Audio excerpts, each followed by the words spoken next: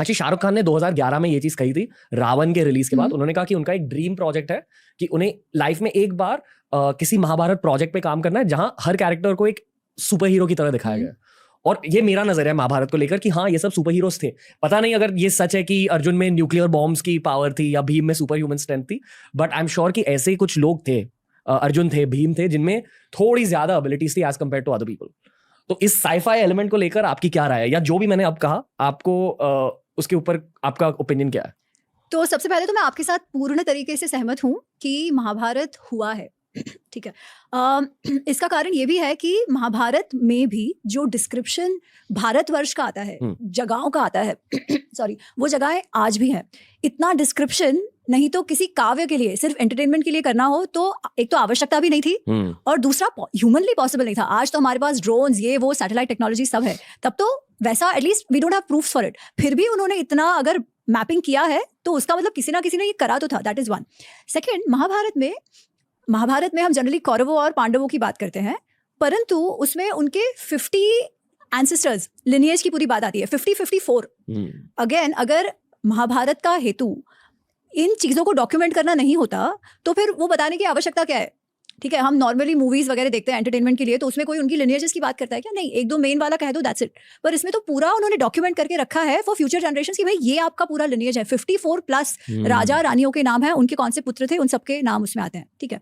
तीसरा, आपने आर्कियोलॉजी की बात कही, तो डॉक्टर बीबी लाल जो अभी रिसेंटली उनका देहांत हुआ है, उन्होंने काफ़ी सारा ही used to be one of the leading archaeologist of Bharat, specially independent Bharat.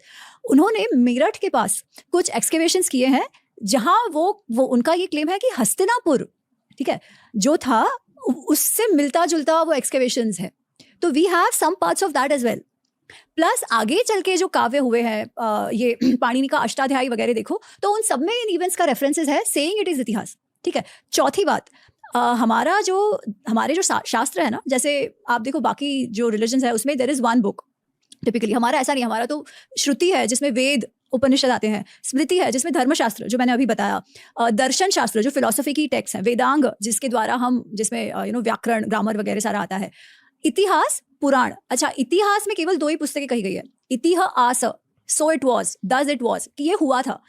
Purana has some elements of history, but पुराणों को इतिहास नहीं कहा गया है, केवल इन 2 ही पुस्तकों को इतिहास कहा गया है। There must have been some logic to it, right, where they say it must have happened.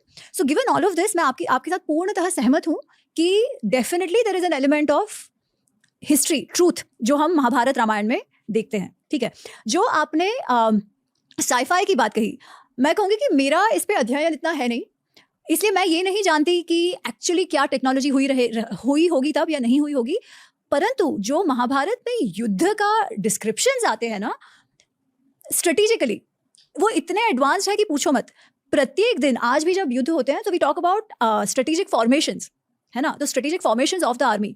तो प्रत्येक दिन दोनों साइड, कौरवों ने और पांडवों ने कितने सारे व्यूहों की रचना की है। View is basically a formation, कि भाई आप कैसे अपने सोल्जर्स जो हैं, जो आपकी सेना है, उसको किस तरीके से खड़ा करोगे, उसकी मूवमेंट कैसी होगी, आप डिफेंसिव पोजीशन लोगे या अटैकिंग पोजीशन लोगे, ठीक है। हम chakravyuh is very famous, which we know कि ऐसा गोल गोल गोल गोल गोल गोल, एंड जो सामने वाले जो अपोजिंग साइड है, they had to get in धीरे धीरे, जिसमें अभिमन्यु फंस गए थे।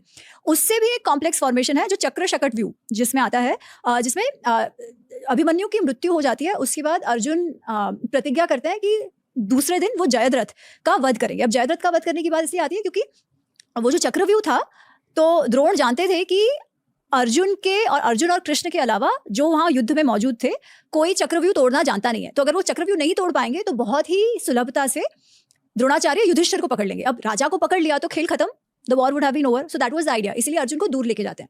अब चक्रव्यूह में अंदर तो जाना पड़ेगा, तो द्रोण ये नहीं जानते थे कि अभिमन्यु को आता था चक्रव्यूह के अंदर जाना, पर अभिमन्यु को बाहर निकलना नहीं आता था। उनका जो प्रशिक्षण था, जो ट्रेनिंग था, वो सिर्फ एक तरफ की हुई थी, जाने की हुई थी, बाहर निकलने की हुई नहीं थी अभी। तो युधिष्ठिर कहते हैं आप जाओ, अभिमन्यु आप अंदर जाओ और हम आपके पीछे पीछे आते हैं, ठीक है, then we will manage, once we are in, हम मैनेज कर लेंगे। परंतु अभिमन्यु तो चक्रव्यूह का एंट्री तोड़ के घुस जाते हैं अंदर। जयद्रथ को कहते हैं कि वरदान मिला है कि एक दिन के लिए अर्जुन को छोड़कर वो बाकी सारे पांडव और सैनिकों को कंट्रोल करेंगे, वो सब पे भारी पड़ेंगे। तो अभिमन्यु अकेला अंदर चला जाता है और बाकी सब वहीं के वहीं बाहर रुक जाते हैं। और अभिमन्यु अंदर जाता है और सब मिलकर सारे बड़े बड़े जो महारथी हैं वो मिलकर अभिमन्यु को निहत्थे अभिमन्यु को मारते हैं, विच वी नो, ठीक है। तो क्योंकि जयद्रथ के कारण कोई अभिमन्यु के साथ जा नहीं पाया, तो अर्जुन ने ये प्रतिज्ञा करी थी कि मैं अगले दिन सूर्यास्त के पहले जयद्रथ का वध करूंगा। अच्छा, अब और वो कहता है कि अगर मैं जयद्रथ का वध ना कर पाऊं तो मैं अग्नि स्नान कर लूंगा। अब विद अर्जुन गॉन अगेन खेल वुड हैव बीन खत्म। He was one of the finest warriors they had. Of course Bhim was equally good, Satyaki was also good, but Arjun was Arjun, है ना। तो अब आप स्ट्रैटेजी के अनुसार सोचो, सामने वालों को सिर्फ एक चीज करना है, समहाउ जयद्रथ को अर्जुन से बचाना है। तो वो जो बचाने के लिए जो अगेन जो स्ट्रेटेजिक फॉर्मेशन करते हैं द्रोणाचार्य, उसका डिटेल दिया हुआ है कि वो कैसे वो फॉर्मेशन कर रहे हैं। तो it is called a chakra shakat vyuh, which is like an ellipse, ellipsis जैसे होता है, ठीक है, विच इज चक्र शकट। शकट इज अ वैगन, रथ मान लो, उसका जो रथ है और उसका जो व्हील है चक्र, उसके जैसा आउटर फॉर्मेशन है। फिर उसके अंदर और एक व्यू बना है which is a Padma view, जैसे लोटस। अब लोटस कैसे होता है कि ऐसे और नीचे सारे लीव्स मिलते हैं उसके, है ना, तो बहुत क्राउडेड होता है वो नीचे कि सारे सैनिक वहां पर। उसके अंदर और एक व्यू बना है विच इज कॉल्ड सूची मुख। सूची मुख इज बेसिकली जो नीडल होती है उसका जो होल है, ठीक है, तो वैसा व्यू बना है।